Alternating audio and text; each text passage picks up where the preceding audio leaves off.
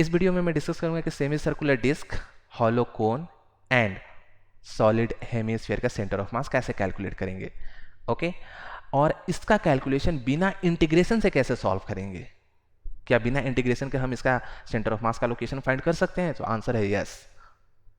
Okay, अब उसका method क्या होगा कैलकुलेट करने का। उसके लिए हमको इसका डिफरेंशियल एलिमेंट का जो सिलेक्शन होना चाहिए, हम किस तरह के डिफरेंशियल एलिमेंट लेंगे वो आपको स्मार्टली सिलेक्ट करना होगा। डिफरेंशियल एलिमेंट आपको वाइजली सिलेक्ट करना होगा। और डिफरेंशियल एलिमेंट क्या होगा, मैं उसको आपको एनिमेशन के थ्रू डिस्क का, कोन का आपको मैं एक्सप्लेन करूंगा।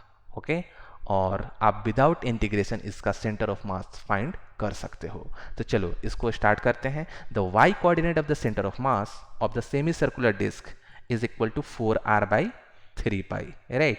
This is the centre of mass का y कोऑर्डिनेट होता है। इसका वैल्यू हमें पता है, रिंग के लिए 2r/π and the for disc, semi circular disc, that is equal to 4r/3π।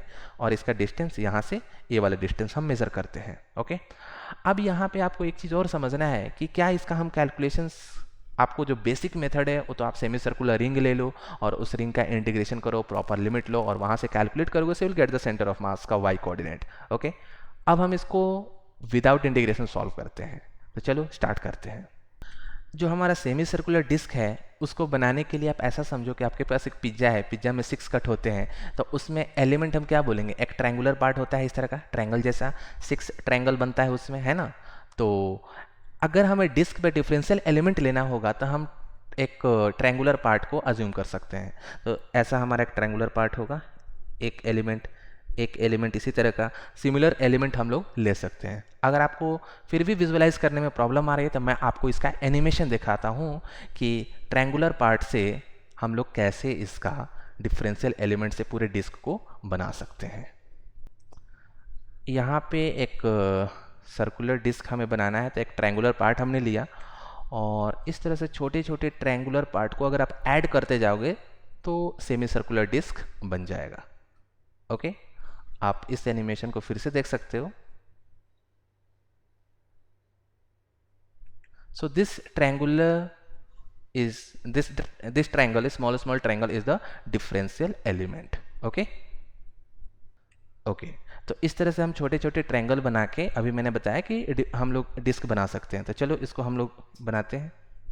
एक एलिमेंट ए हो गया, एक एलिमेंट ए हो, और लास्ट एलिमेंट हमारा यहाँ पे कुछ ऐसे आएगा। ओके, तो इस तरह से हमने एलिमेंट बना लिया, डिफरेंशियल एलिमेंट। अब हम क्या करते हैं, एक ट्रायंगल बना लेते हैं। एक हम लोगों का यहाँ पे ट्रायंगल है, right, this is the triangle. अगर इसका रेडियस r है, इसका जो लेंथ है हम लोगों का इस ट्रायंगल का, यहाँ पे जो छोटे छोटे हमने ट्रायंगल लिया है, ये वाला लेंथ r है, रेडियस r के इक्वल है। ओके, तो यहाँ पे ये वाला r है, this length is r, this length is r, और ये इतना स्मॉल है, ये this length is r d theta, काफ़ी स्मॉल, ये वाला जो लेंथ है ना काफ़ी स्मॉल है। तो हम ऐसा ले सकते हैं कि इसका जो वर्टिकल हाइट भी होगा ये ऑलमोस्ट r के ही इक्वल होगा। This vertical height is also equal to r। Okay, because ये वाला जो बेस लेंथ है काफ़ी स्मॉल है, राइट। अब आपको ट्रायंगल का पता होता है कि इसका जो सेंटर ऑफ मास होता है, सेंटर ऑफ मास यहाँ पे होता है, and this length is 2/3 into r, 2r/3 इतना डिस्टेंस पे होता है। The total length is r, और यहाँ से 2r/3 डिस्टेंस पे हमारा सेंटर ऑफ मास होता है एक ट्रायंगल के लिए, उसका सेंटर वाइड पे होता है बेसिकली। अब हम क्या करते हैं यहाँ पे कि हमारे पास ढेर सारे ट्रायंगल है, तो उसके सेंटर ऑफ मास पे एक पॉइंट से रिप्लेस कर देते हैं। जैसे मान लो कि इस वाले एलिमेंट के लिए यहाँ इसका सेंटर ऑफ मास होगा, इसका यहाँ पे सेंटर ऑफ मास होगा, इसका यहाँ पे होगा, ऐसे इसका सेंटर ऑफ मास होगा, राइट। तो इस सेंटर ऑफ मास को हम ऐसे लोकेट कर दिए, और अब आपने अगर इस ट्रायंगुलर एलिमेंट का सेंटर ऑफ मास से एक पॉइंट से रिप्लेस कर दिए तो आप इस एलिमेंट को यहाँ से रिमूव कर सकते हो, इस एलिमेंट को हम लोग रिमूव कर सकते हैं, राइट। तो हमारा जितने भी डीएम मास है, डिफरेंशियल एलिमेंट का हर एक का मास डीएम जो मास है वो एक सर्कल पे आएगा जो कि सेमी सर्कल है, और इसका जो रेडियस होगा, इसका सेंटर ऑफ मास कितना डिस्टेंस पे था, 2r/3।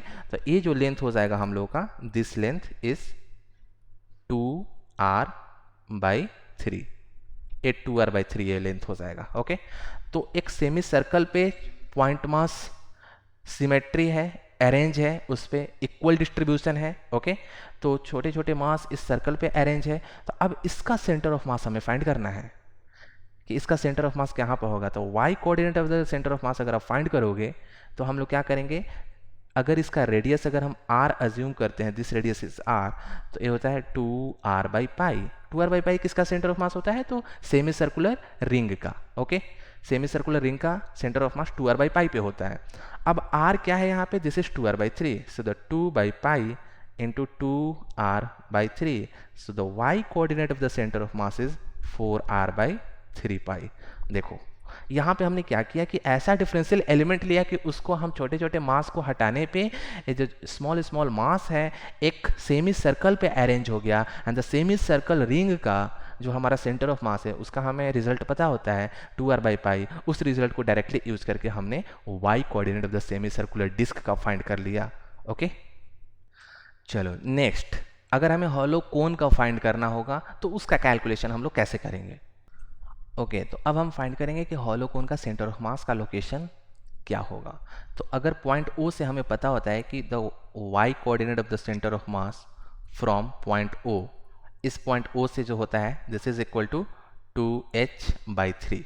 ओके, इतना डिस्टेंस पे होता है, और इसका इंटीग्रेशन के हेल्प से हम लोग फाइंड कर सकते हैं डिफरेंशियल एलिमेंट रिंग को लेके इंटीग्रेट करके। बट हमें विदाउट इंटीग्रेशन फाइंड करना है, तो हमें एक डिफरेंशियल एलिमेंट लेना होगा और उस डिफरेंशियल एलिमेंट के हेल्प से उसके सेंटर ऑफ मास को लोकेट करके हमें देखना होगा कि इसका सेंटर ऑफ मास कहाँ पे आ रहा है। तो अगर हमारे पास हॉलो कोन है तो उसका जो डिफरेंशियल एलिमेंट हो सकता है, फिर से हम एक ट्रायंगुलर पार्ट ले सकते हैं। इस तरह से एक ट्रायंगुलर पार्ट हम अज्यूम कर सकते हैं, डिफरेंशियल लेंथ, डिफरेंशियल एलिमेंट इस तरह का हम लोग अज्यूम कर सकते हैं। कैसे होगा डिफरेंशियल एलिमेंट, तो यहाँ पे हम लोग क्या करेंगे कि इस वाले पार्ट को ऐसे, और यहाँ पे एक ट्रायंगुलर पार्ट कुछ इस तरह से, and this is our differential element.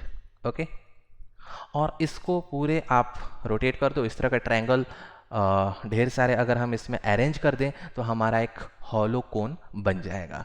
और ये हमारा एक ट्रायंगल है, राइट, जिसका ये वाला एक एपेक्स यहाँ पे है।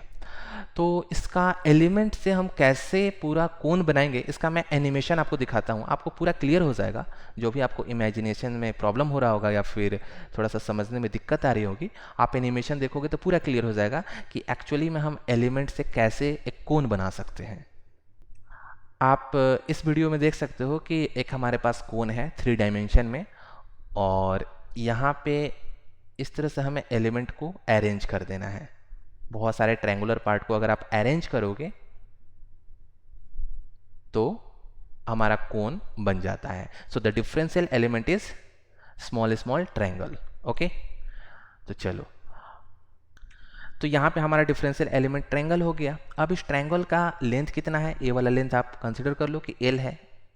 ओके, अगर ए वाला लेंथ L है तो इसका सेंटर ऑफ मास मैंने अभी बताया कि कितना डिस्टेंस पे होता है। अगर ए वाला लेंथ L है, दिस लेंथ स्लैंट वाला लेंथ अगर L है, okay, this length is L, तो यहाँ पे हम बोल सकते हैं कि इसका जो सेंटर ऑफ मास होगा ये 2L/3 डिस्टेंस पे होगा, यहाँ से 2L/3, तो इसका सेंटर ऑफ मास कहीं यहाँ पे आया होगा। Okay, 2L/3।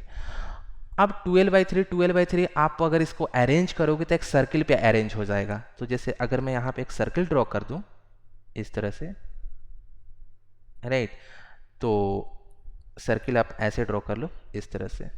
अगर हम एक सर्किल ड्रॉ करेंगे यहाँ पे, तो जितने भी एलिमेंट हैं उस एलिमेंट डिफरेंशियल एलिमेंट जो ट्रायंगल है उसको हटा के हम एक पॉइंट मास से रिप्लेस करते जाएंगे। एक पॉइंट मास यहाँ पे, एक यहाँ पे, एक यहाँ पे, एक यहाँ पे, इस तरह से यहाँ पे सर्किल पे अरेंज हो जाएंगे। तो जितने भी एलिमेंट का मास है उसका सेंटर ऑफ मास एक सर्किल पे अरेंज हो जाएगा, राइट। अगर आप ए वाला लेंथ अगर 2L/3 है, दिस लेंथ इज 2L/3, तो हम वर्टिकली लेंथ बोल सकते हैं ए वाला जो लेंथ होना चाहिए वर्टिकल हाइट, यहाँ से ए हो जाएगा 2h/3, बिकॉज इक्वल प्रोपोर्शन में ए डिवाइड होगा ना। अगर ए वाला लेंथ 2L/3 अगर इधर आओगे तो आप वर्टिकली कितना मूव करेगा, 2h/3, राइट। अब ये जितने भी मास हैं, आप इस डिफरेंशियल एलिमेंट को अगर आप रिमूव कर दोगे तो जितने भी मास हैं हमारे एक सर्कल पे अरेंज हो गया, और सर्कल का सेंटर ऑफ मास अगर सर्कल पे मास इक्वली डिस्ट्रीब्यूटेड है तो उसका सेंटर ऑफ मास इसी के सेंटर पे आ जाता है, राइट। तो इसके सेंटर पे यहाँ पे इसका सेंटर ऑफ मास आ जाएगा। The vertical height is 2h/3। So the y coordinate of the centre of mass from O is equal to 2h/3। या हम बेस से बोल सकते हैं और h/3 फ्रॉम बेस, ओके।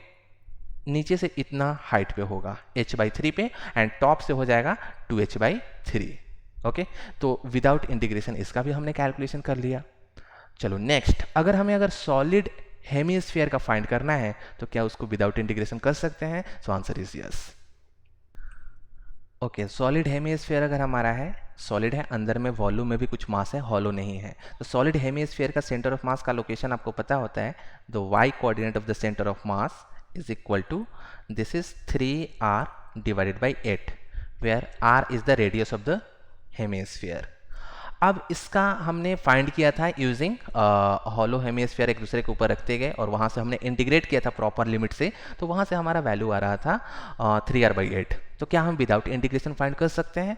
तो यस, हम लोग कर सकते हैं। तो इसमें हम डिफरेंशियल एलिमेंट कैसा लेंगे ये डिपेंड करता है, क्योंकि अगर हम डिफरेंशियल एलिमेंट स्मार्टली अगर सेलेक्ट करते हैं तो हमारा हो सकता है कि कैलकुलेशंस ईजी हो जाए और इंटीग्रेशन से हम लोग बच भी जाएँ। तो चलो यहाँ पर डिफरेंशियल एलिमेंट क्या हो सकता है। आप ऐसे सोचो कि अगर हमें सॉलिड हेमिस्फीयर बनाना है तो ढेर सारे कोन से बना होगा। सॉलिड कोन की हम बात कर रहे हैं, सॉलिड कोन।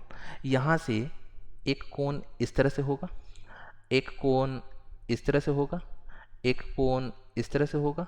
आपको हर एक डायरेक्शन में, अगर इस सॉलिड है तो इधर भी हर एक डायरेक्शन में आपको कोन, स्मॉल स्मॉल कोन को अरेंज करना है। हमारा कोन सॉलिड है इस तरह से, राइट, दिस इज सॉलिड कोन। और अगर इसका हम हाइट अगर h की बात करते हैं, दिस हाइट इज h, तो सॉलिड कोन का जो सेंटर ऑफ मास होता है वो कहाँ पे होता है? That is 3h/4। यहाँ से जो a होता है दिस इज 3h/4 डिस्टेंस पे इसका सेंटर ऑफ मास का लोकेशन होता है, राइट। टॉप से, बॉटम से h/4 होता है। तो अगर हमें अगर सॉलिड हेमिस्फीयर बनाना है तो ढेर सारे हम कोन इस डायरेक्शन में एकदम स्मॉल स्मॉल कोन है, छोटा छोटा। यहाँ पे जो एंगल जो होता है ना, सॉलिड एंगल काफ़ी स्मॉल होना चाहिए। हालांकि सॉलिड एंगल के बारे में नॉलेज नहीं है तो भी चलेगा। तो हम बोल सकते हैं छोटे छोटे कोन्स होने चाहिए। अगर ये काफ़ी स्मॉल इसका बेस एरिया तो हम बोल सकते हैं कि जो इसका ये वाला स्लैंट वाला लेंथ है अप्रॉक्सीमेटली इसका हाइट भी वही होगा। हम लोग बोल सकते हैं कि वही हाइट होगा। तो ये हो जाएगा हम लोग का 3h/4 पे सेंटर ऑफ मास इसका आता है। तो ढेर सारे हम लोग कोन बना लेंगे। तो यहाँ पे हम लोग इस तरह से ढेर सारे कोन बना लिए, ओके। कोन एक प्लेन में नहीं है, 3 डायमेंशन में। ऐसे भी इधर भी कोन है, इधर भी कोन है, इधर भी है, इधर भी है। हर एक डायरेक्शन में जो आप आइसक्रीम खाते हो ना, छोटे छोटे आइसक्रीम को आप एकदम स्फीयर के ऐसे अरेंज कर दो। जो कोन का एपेक्स होना चाहिए इसका सेंटर पे होना चाहिए, तो हमारा एक सॉलिड हेमिस्फीयर बन जाएगा, ओके। और इसके अंदर में भी मटेरियल है। इसका सेंटर ऑफ मास 3h/4 पे होता है। अब अगर इसके हम सेंटर ऑफ मास की बात करें तो इसका सेंटर ऑफ मास यहाँ से 3h/4, इसका सेंटर ऑफ मास 3h/4, इसका 3h/4, 3h/4। और इस तरह से हम छोटे छोटे जो डिफरेंशियल एलिमेंट है जो कि हमारा सॉलिड कोन है उसको हटा के उस पॉइंट मास से रिप्लेस कर सकते हैं, और उस पॉइंट मास का लोकेशन उसके सेंटर ऑफ मास पे होना चाहिए, जो कि डिफरेंशियल एलिमेंट का सेंटर ऑफ मास 3h/4 पे है। तो यहाँ पे हम लोगों ने छोटे छोटे पॉइंट मास को रिप्लेस करके इसको हटा दिया, ओके। अगर आपने एक बार उसको पॉइंट मास से रिप्लेस कर दिया तो आपको फिर ये वाला सारे जितने भी एलिमेंट्स हैं उसको आप रिमूव कर सकते हो, राइट। तो हमारा यहाँ पे जो मास का डिस्ट्रीब्यूशन आया है एक स्फेयर पे आ गया है ना।